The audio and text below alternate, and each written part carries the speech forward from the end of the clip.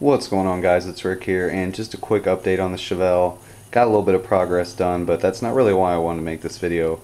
I think in the last video people kind of thought I was freaking out a little bit, and I do apologize. That's just the way I am. I'm kind of a perfectionist, kind of OCD like in some ways. I guess that's what you call it. I don't know, but there's just certain things that when I do something I gotta have it like perfect.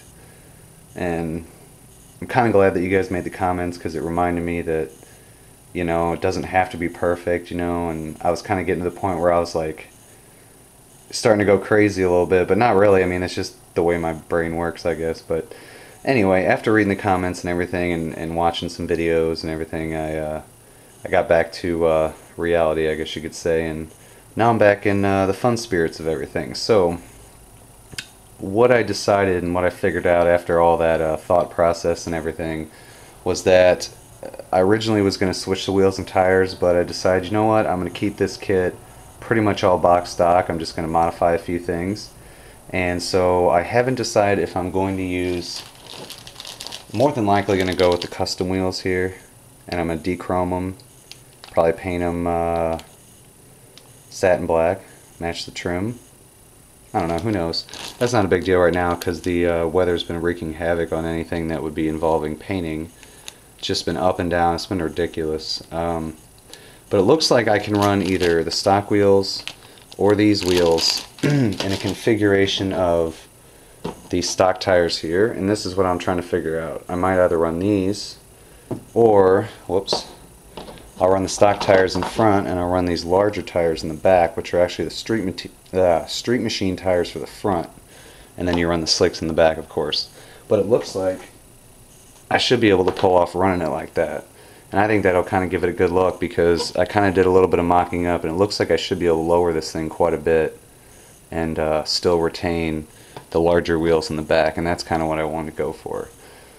Well, not originally at first, but you know, ideas change, and that's kind of what I like about this build. It's like a evolving, changing build, because I never really made any plans for this. I just kind of jumped right in the deep end, you know.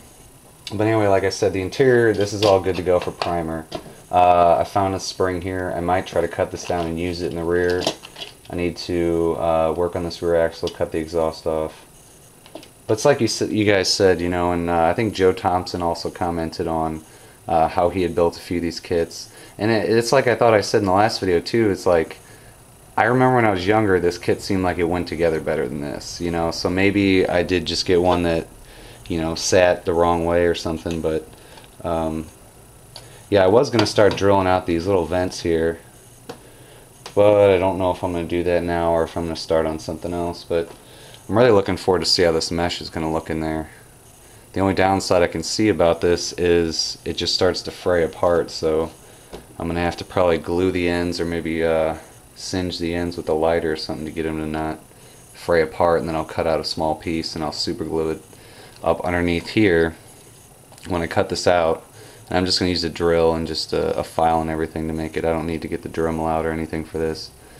And then I also need to take these two parts out of here, and I need to look for something to use for an airbox. I was trying to think last night while I was sitting here staring at it and not working on it. I was trying to think of what I was going to use for an airbox. So yeah, I'll look at the parts bin, but I'm going to get working on this. I just want to show you guys what I'm working with here on this Chevelle rear end. I know I mentioned this before, but this is kind of why I was freaking out, I guess, in the past video, because just look how bad that is. I mean, I know that's not normal. I know my other kit wasn't like that. I don't think I've seen a rear end this twisted, and yes, it was like this before I cut the exhaust off. So don't be like, well, you must have warped it cutting the exhaust off. No. In fact, I think taking the exhaust off has probably helped it a little bit. But I mean, I just got it. I mean, even if you just take it and like that, you can see. I mean, this right side isn't too bad, but the left side's just terrible. But with enough glue, and if I really need to, I guess we could use the old super glue, which I might end up just doing anyway, just to be sure. And I'll go through and sand it, because it doesn't line up really in any dimensions. But yeah, I'm just kind of complaining. I'm not really like freaking out or anything. Like, I do know my last video, I guess everybody was kind of worried, thinking that I was... Oh, and another thing too is... Whoops, there goes the front suspension. These... You see those? I know you can see those. But the good thing is I think they're all above level, or all above the actual line of the fender, so I can just sand those down. That's not going to be a big deal really. I mean, the tires are going to be sitting like way up in here, you know what I mean? They might have a little bit. So you really probably won't even see that, but I'll just go ahead and, you know, hit it anyway. So, I mean, the chassis is just about good. And if I can find my front suspension, well, yeah, so I'll just probably sand down this whole cross member here. I'll do the top of this, the top of this, the top of that. I don't know, I'll have to check it out, and that should bring the whole thing up. And then worst case scenario, I have to trim a little bit of this to get some of it to fit. Not too big of a deal, which I could just chop these off and move them up, use some other spare sprue that I have. That should work too. It just all depends, I guess, how low it's really going to sit. That's what I need to work on mocking up next, after I get this rear end all done and the vents in the body. So like I said, there really isn't a whole lot that I need to do. I mean, the airbox and everything, that's all later mods, but the underhood area and everything like that, I need to get that done. And then really, once that major cutting and gluing and everything's done, like I said, there's a little bit on the engine. I can have everything with primer, give it a final look over, sand everything down, and be good to go with some paint. Oh, also too, I'd mentioned about using the spring, and I'll probably have to cut it in half. I mean, I have a few other ones, but I could probably just use one because it's going to be so low. Cut it in half and see, there's the coil mounts, but there's no coil springs, and they fit perfectly. Oh, well, it fit before. Oh, I see, it's bigger on this end. Yeah, see, it fits perfectly, so maybe I will have to use two. But either way, you know, just some general chatting. I need to finish trimming out these tires.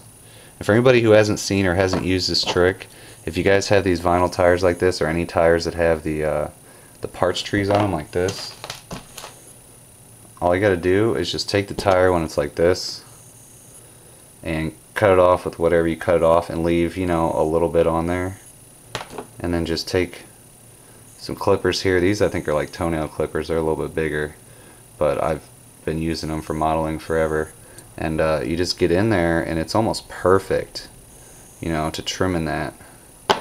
It comes out real nice, and then you can go over and sand it and everything, put it on a Dremel or whatnot, and spin it around and get a nice even sanded finish. But that is the updates for now, guys. So I'm going to get some work done, and I promise you that the next video you see, there will be paint on something. I know these last like 3 videos I made, I didn't really do anything, but that's kind of how I am at the beginning of a build, and then once things get going, it's like next thing you know, boom, it's done. But none of my builds are done, but they will be done soon. They're just waiting for good weather. So hopefully Mother Nature will bless me this year with some good weather so I can get some painting done, or you know, we'll figure something out. But anyway, guys, take it easy.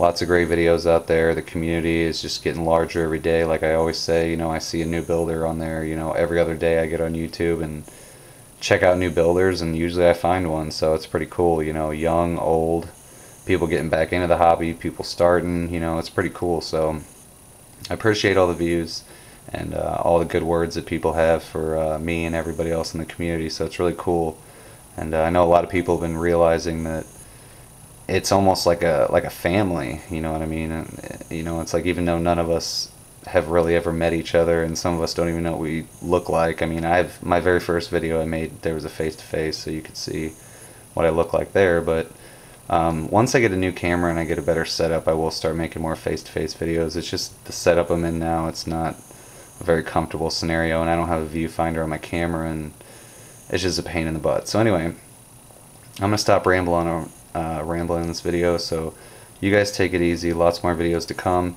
And if anybody was actually wondering, one more time, what this is here, I was gonna make another video about it, but I might as well tell you now because I'm sure a lot of people are gonna watch this. If anybody was wondering what this is from, never spill Tamiya glue on your mat. Always make sure that it's closed. because I did not, and I knocked it over, and as you can see, it pretty much ruined my thing. I mean, I can still use it for cutting, but I want to get one of those larger green, I think Hobbyco, I believe, makes them, and you know, so it'll take up most of the desk. This one's just like a little 8x12 thing, or 12x9 actually, made by Vantage, but it works good enough. And you know, for just getting back in the hobby, I knew I was going to mess something up, and there you go. So alright guys, well that's it.